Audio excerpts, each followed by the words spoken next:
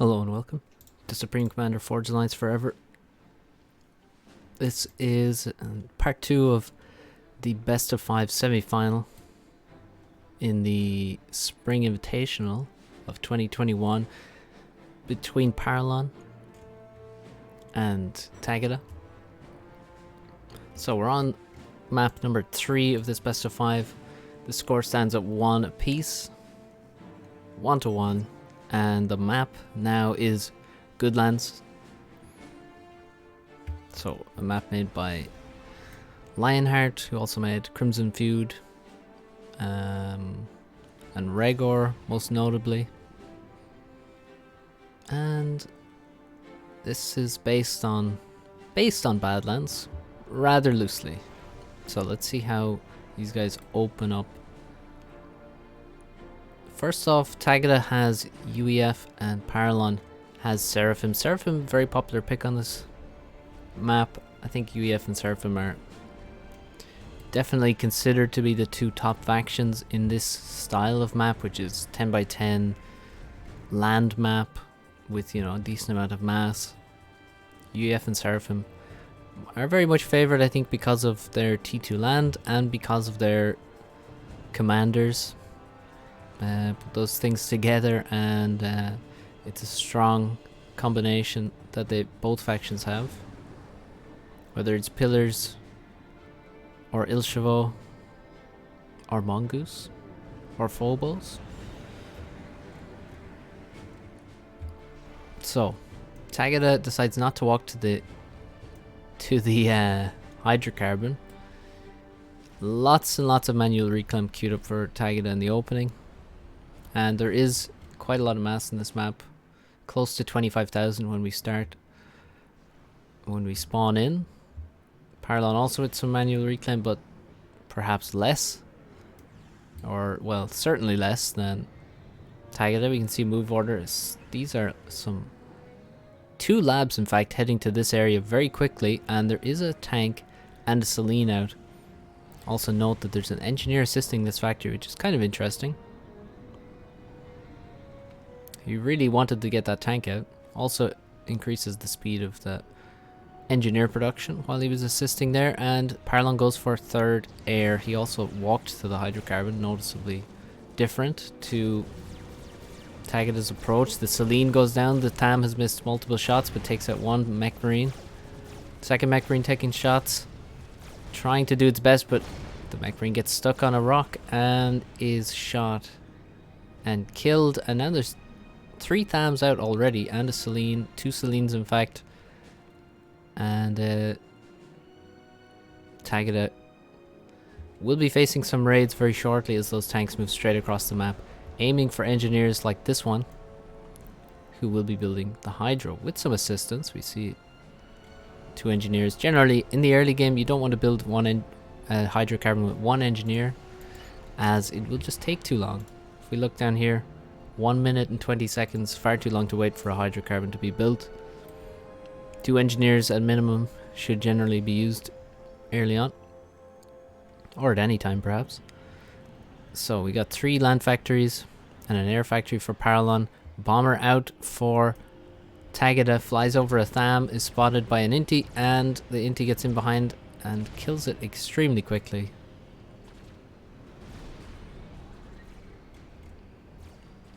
The bomber does nothing. Paralon expanding to the left, getting the Hydros quickly. The Mexes slightly slower perhaps than Tagada. And this Hydro being built very quickly, and then the engineers will continue expanding to all of the Mexes on this side of the map, as tanks infiltrate for Paralon. So this tank will reach the back and should probably continue running around being annoying. This tank has found 2 engineers, and as they're trying to leave and the striker is dispatched, both tanks low HP. 1 engineer goes down, a second will not. The striker arrives at the right time. 2 more Thams come into the base. They will be dealt with, it seems, without doing too much, although there isn't potentially an energy kill available. But no, those 2 tanks into the belly of the beast there, and they are done for. A lot of engineers in the base for Paralon at the moment, which is very important because you have a huge amount of resources to grab with the engineers, and also the engineers are also the ones going to be spending that mass, so plenty of engineers required in the opening. And if we look, we have 20 engineers for Paralon. Let's see what we have for Tagada. Quite a few less. It's at 14 at the moment. And Tagada drops the old ... ellipsis because he just lost air for some reason, and it's probably a slightly dumb reason given that he commented on it in the chat, so he's not going to be happy about that. We should see a reaction from Paralon, and we do. Look at that. He queues up a bomber. Not only that, he sends a couple of those engineers that he has in the base to assist the air factory.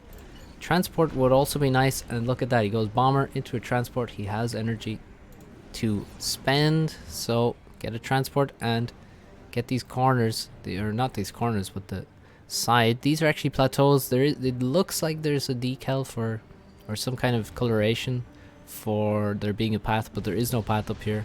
You have to drop this location and this location if you want to take those mexes, and you do want to take those mexes.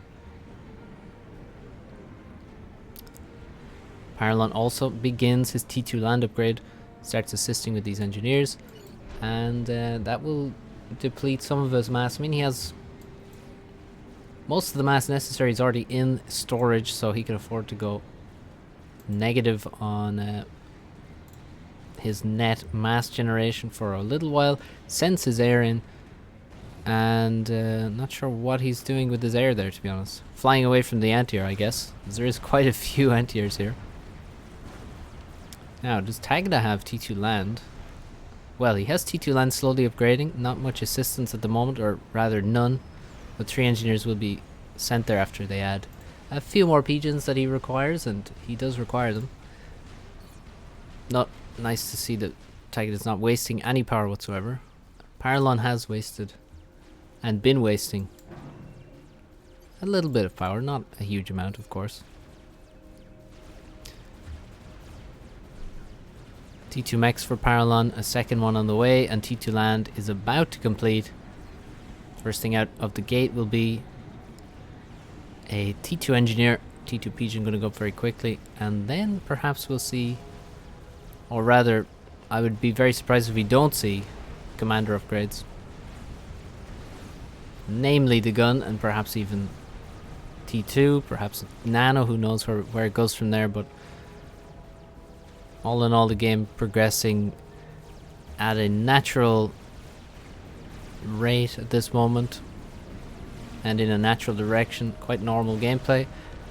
Paralon looks like he's struggling a little bit to defend all areas of the map. This expansion, for example, lacking a couple of mexes, but he does have just enough units, just enough to defend against this. In the center, however, he is lacking in military firepower, and he loses a mex there, and the reclaim will not be taken by him just at the moment. Perhaps Tagada can secure it. There is a decent amount of reclaim in the center here, almost 2,000 just on the screen, and that's quite a relevant amount of mass to say the least. So these are the contested portions really of reclaim, and both players will be trying their hardest to secure those and turn that mass into killing machines. Second T2 Max finishes for Tagada. He's not far behind at all in his T2 Pigeon, which is slightly... Paralon's finished his, but Tagada, as I say, is not too far behind, and also not stalling power. Looks like he will have perhaps a small stall at the end. Transport also constructed for Tagada. Now, Paralon had a transport under construction, but it looked... oh my goodness. It was shot down with 1, 2, 3, 4, 5, 6 engineers and a tank on board at the point of drop. So that was a very painful loss that we missed out on. But now Tagada is going to drop there. Not only will he get the mexes, but he'll also be gathering eventually all that reclaim that was left, dropped out of that transport. Both players making the gun.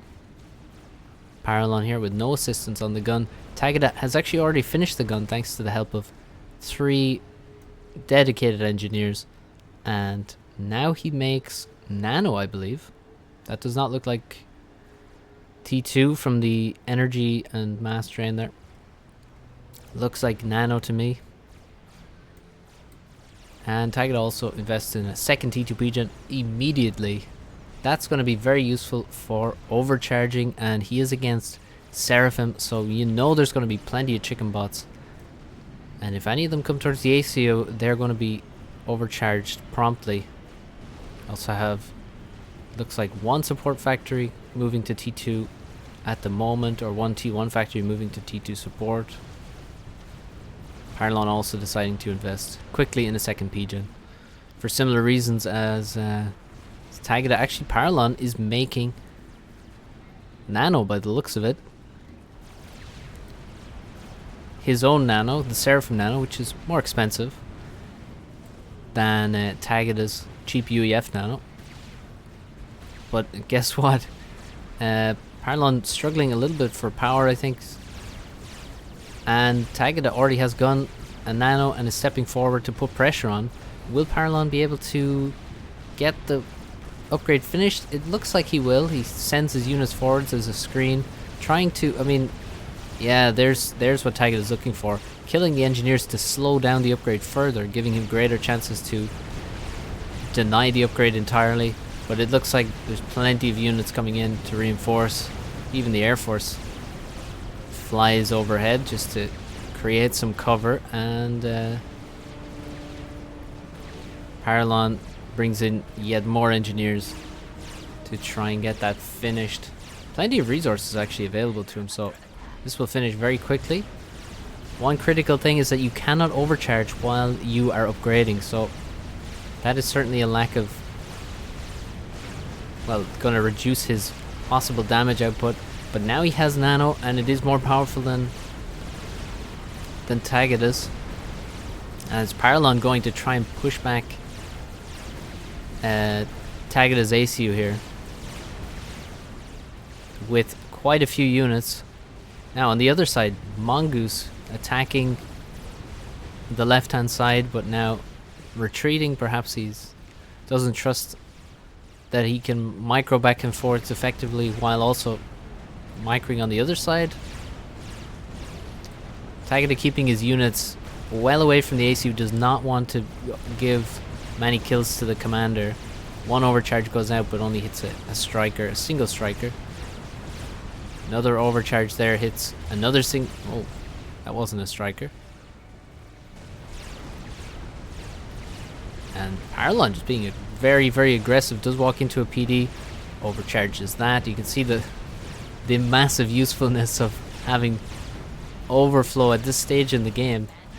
Look at the amount of overflow he has. Huge overflow. Making full use of that by firing overcharges off left, right and center. Many units go down. There goes 3 anti-airs. But a lot of Mongoose coming in. Some pillars as well getting overcharged. Tagada not losing virtually any HP at this point, and getting plenty of his own overcharges in. Is now Paralon getting overrun, and where are his units? Well, he's really lacking on units. I'm not sure what happened, but he is so low on mass here and very low on HP, stepping way too far forward there, allowing a lot of his units to get overcharged. And Tagada with just such a massive T2 army, endless T2 units here, and Paralon wasn't even close to matching that. I mean, look at the T2 spam. So if we look at the base as Paralon's ACU explodes violently, Paralon with 3 T2 factories, 1 HQ and 2 support. Tagada meanwhile with 1, 2, 3, 4, 5, 6, 7, 8, 9 T2 factories. Reclaim of 17k to Paralon's 13k. And yeah, you can't really compete with that much T2 production with only 3 factories. That's, well, it's easy to see where the problem lay. I think far too many T1 units being constructed here, a lot of Thams being constructed, and a lot of Zuis. But what you really need is way more chickens. 4 chickens on the field at the end of the game compared to oh my god, 41 T2 units. I mean, they're cheaper, but they're not that much cheaper. So yeah, very convincing, and I think very compelling evidence for why people choose Seraphim and UEF mainly on this map. Strong performance by Tagada, and he takes a 2-1 lead into game 4. So let's quickly move on over to that game. It will be played on Africa Ultimate, sorry, which is essentially the version which has variable mech spots. But it'll be played, I think, with default settings. No extra bases will be spawned, so not a huge amount of mexes in the base at the moment. Quite a lot of them out on the front of the map, which is quite a key point. If you played the regular Africa map, then you would have, you know, a base here, and you would have a base here, and perhaps it becomes more of a defensive map. But in this case, you don't have overly much mass in your base, and you're really forced to take control of things in the center. And there's also quite a lot of reclaim in the center crater and also around that crater as well. So once again, we have Seraphim and UEF. Once again, we're on a 10x10 map, which is going to be predominantly land focused. There is water.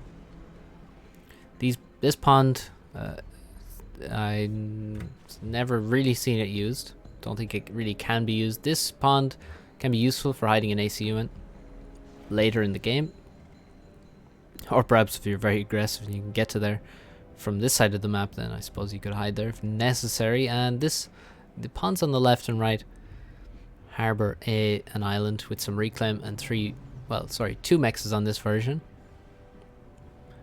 And there is potential for T2 Navy or T1 Navy on this side.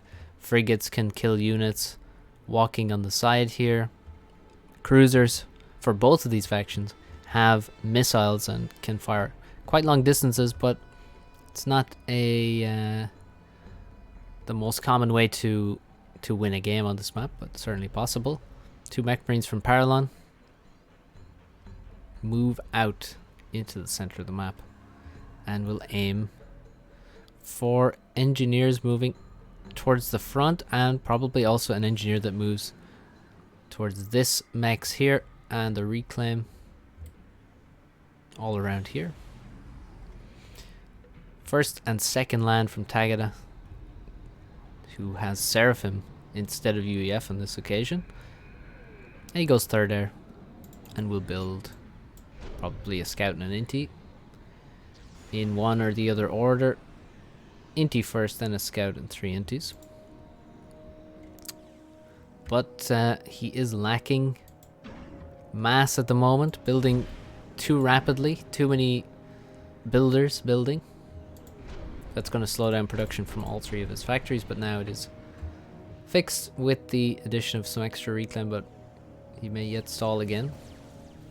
And he does. The Selene spots a lab. Only 1 lab has been scouted though.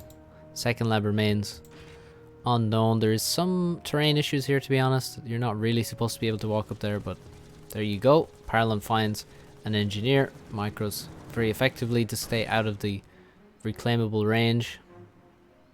Or the build range, I suppose is what it is. And moves on to find other targets. You're very likely to have an engineer over here somewhere, and there are 2 of them, 1 here and 1 down here.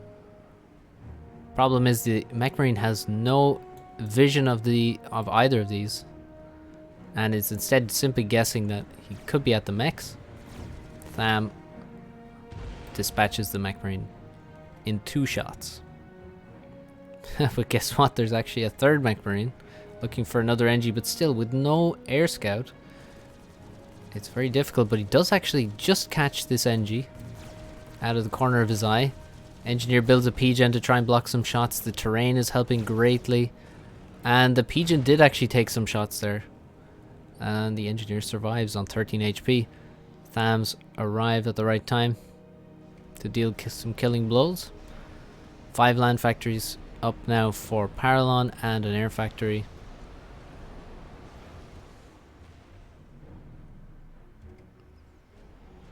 Same story for Tagada, perhaps slightly ahead on factories. And a lot of mass in the bank for Tagada, and very little in the bank for Paralon. So that's quite good for Tagada. You might say, oh well, you shouldn't be floating mass, but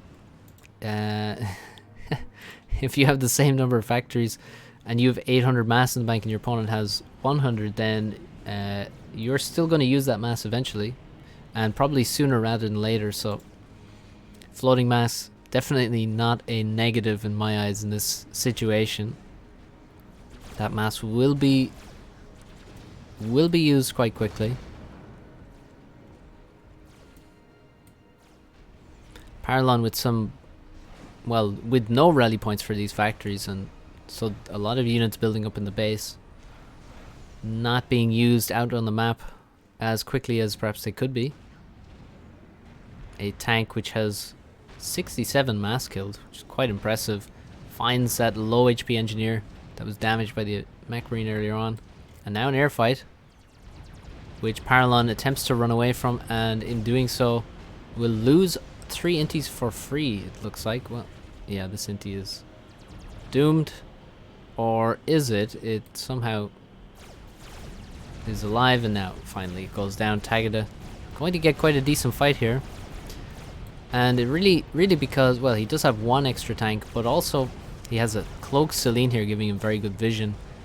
And he has, well, his units were stationary while Paralons were moving, and stationary units generally provide a better formation to fight in than moving ones, unless those moving units are microed quite a bit. There's no continuing factory production in the main base here. We do have some, we have a factory at the front, factory towards the side, but no factories being constructed in the main base or anywhere at the moment. This factory at the front also completed and will be used to try and get yet more reclaim. Both ACUs on the same side of the map as well, so they'll be, well, Tagada didn't want to move in too close there, took 1 shot at the factory there and moved back to get some more reclaim, I imagine. Skirmishes to the east. Both players regroup at this point. Not too many casualties of war here, but a few. Tagada moves forward and gets the Zui to attack the factory. Somehow this engineer survived. Got out at just the right time. And now Tagada will reclaim the factory. It is the quickest way to get rid of it, to be honest, with UEF. Shooting it, gonna be a bit slower because of the HP of the factory. But Tagada is not the one who gets the reclaim, so although he killed the factory, he didn't get the mass from it, which is probably he should have stayed there and took that. It would have been taken very quickly. Paralon with a paused air factory, and Tagada is the first one to one of the islands. Simply walking an engineer to this left hand side. Still lacking some mexes that perhaps he could have at this point. But overall, quite an even game. It's actually Paralon who is slightly ahead on total mass. Tagada slightly ahead in score very slightly, but it's all quite even between these two. T2 land being assisted with a single engineer lies at 30% for Tagada, and there is no such upgrade, I believe, for Paralon. I think he's struggling for energy still, and yeah, Getting plenty of reclaim at the moment, but struggling to use it. Just about fixing his economy now. But he was lacking power for a while there. Also a T2 mechs for Paralon in the base. Another attack on the left side. There's one mech missing that ought to be Paralon's, and both players going to skirmish here. A fight here will probably benefit Paralon more than Tagada, as he will be able to take the reclaim. There already is a decent reclaim field building in this position, and Tagada decides to move in. And we'll see if he regrets this, but he does have a lot of reinforcements coming to this position, so if he can hold Paralon back here, he is going to be denying a certain amount of map control, and at the very least delaying a lot of reclaim. Whether he can take it himself is very questionable, but we shall see. On the other side, both ACUs are here, and Paralon has a PD, he has multiple factories.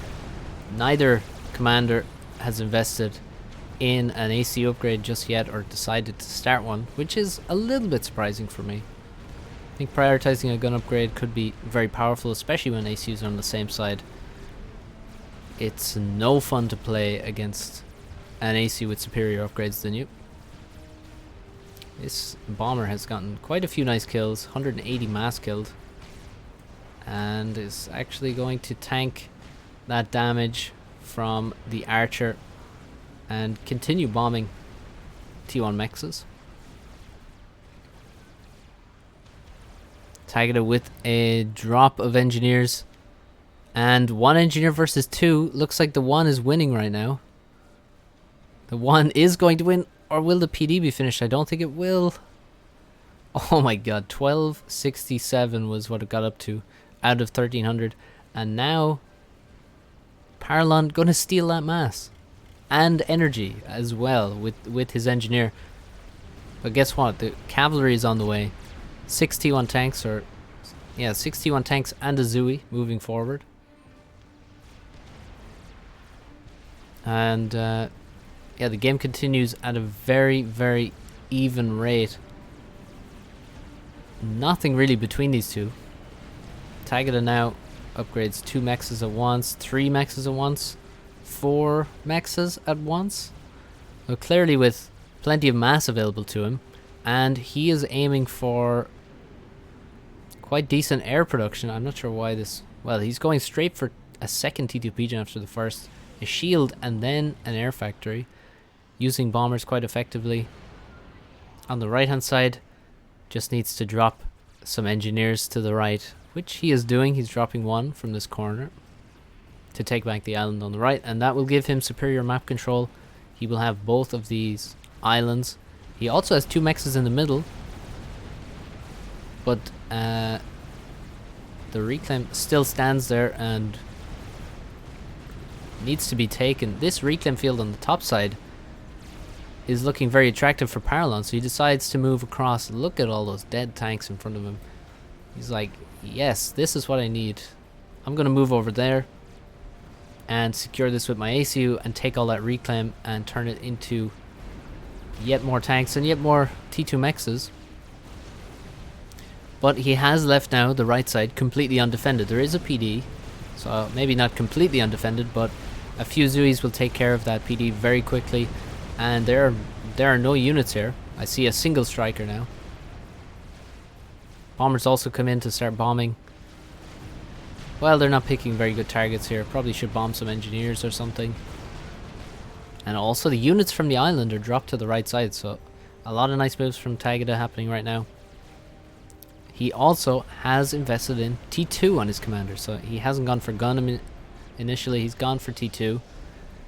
That will allow him to walk forward, get some factories, radar, PDs, and well, instead he just walks forward and then decides, well, why don't I just make the gun now? Let's see his eco. He can actually afford it to make it without stalling energy. He will stall mass, but you can see, look at the drain here. When you make gun with the T2 commander, it is extremely expensive, but builds in the blink of an eye. You can see 19 seconds if you don't stall. So that's one of the advantages of T2 for Seraphim, and also for UEF. You You can make the gun very quickly if you need to.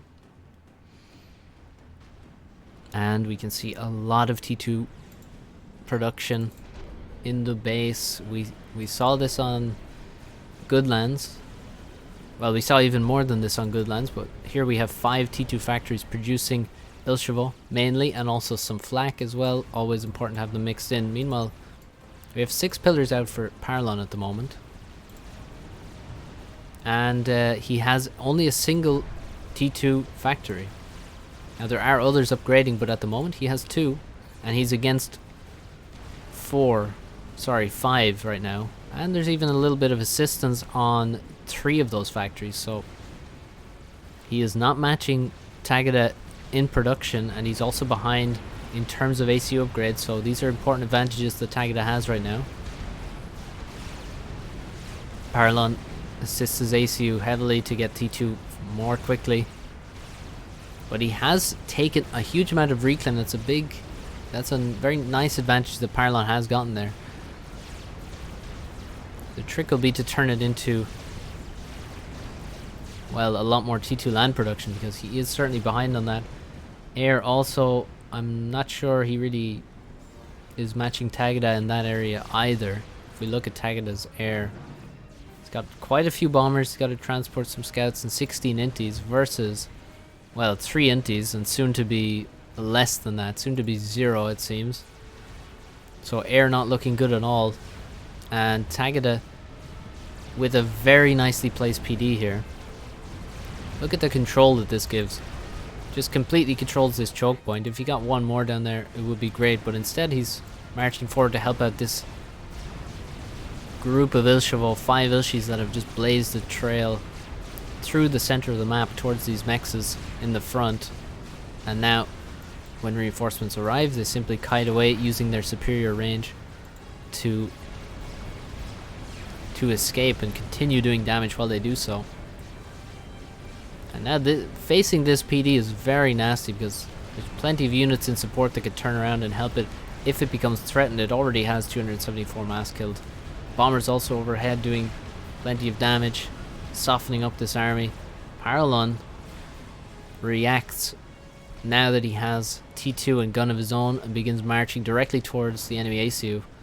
But look at that army of Ilshavo that's supporting Tagada here. That is very, very scary. Even if you have overcharge, you need to spend a lot of mass and energy, well, mass into P-gens to actually overcharge them quickly. And the Paralon is immediately under attack. Tagada realizes what's happening and just turns into him, begins attacking, launches overcharges towards the commander, and Paralon has lost 6,000 HP already. So many Ilshis around. And Paralon reacts by sending all of his units in. Tagada now begins retreating away, and his Ilshis do as well. Plenty of them going down to overcharge, but plenty more still standing and firing. MML's not going to contribute too much here, but the Parashield a welcome addition. Paralon on 7,300 HP. Tagada has lost nothing at the moment. There are so many Ilshis here, you just cannot overcharge all of them. And eventually they will clean up all of the units, and then the ACU will be all that is left. And once he is, then, well, now he's being focused. T1 bombers come in on the ACU as well, and there's no way that Paralon survives this for very long now. There he goes, Tagada looking very healthy, and drops an apostrophe in the chat for no apparent reason. Thank you for the desync message there at the end. Tagada also doing damage on the top side.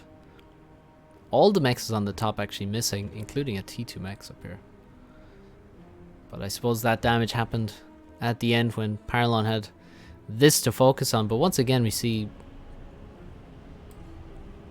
well, the real power of T2 land lies in the support factories, not in the HQ. And the superior production of T2 units, of superior units, versus, you know, a slower transition to support factories, and, well, in a slower transition, a larger amount of T1 units being made, The T1 units just cannot hold up to the pillars or to the Ilshavo, as we saw in both of these games in Tagada. Managing the transition better, and also, you know, taking some wins where he could. I mean, Paralon also, you know, he made some navy on these sides, but not a very good investment considering he doesn't get the island mass, doesn't get the reclaim or the mexes on either side, so perhaps also lacking in those areas. And yeah, very well played by Tagada. He takes the series 3-1. This is the semi-final, and that means that Paralon moves to the bronze match game against Petrick. Tagada moves on to the final against Nexus. And those two players have met before, so we'll see how that series goes. The final will be best of 7. Bronze match will also be best of 5. And those should be very interesting. Look, there's a missile. So, thanks for watching. Oh, we lost it. Hope you enjoyed. Check out the links in the description if you'd like to make a donation. That would be very much appreciated. And yeah, tune in next time for more Supreme Commander. Thanks for watching, guys, and I'll see you next time.